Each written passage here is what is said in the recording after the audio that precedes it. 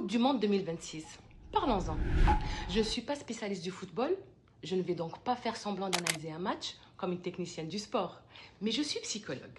Et ce que je peux analyser est ce qu'on oublie souvent derrière une défaite.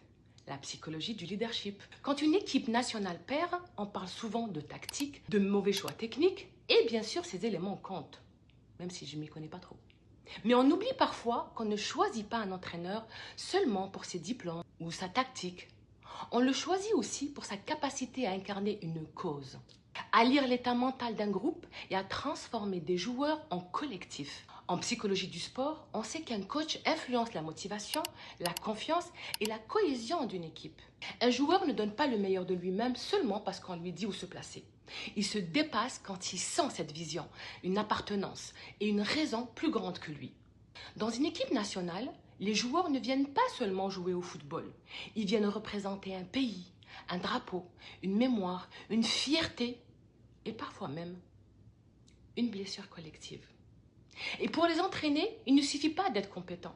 Il faut être capable d'incarner le sens du maillot, la fierté, l'exigence, l'appartenance, le combat et cette responsabilité de jouer pour plus grand que soi. Il me semble que le prochain entraîneur ne devra donc pas seulement connaître le football, il devra comprendre ce que ce maillot représente.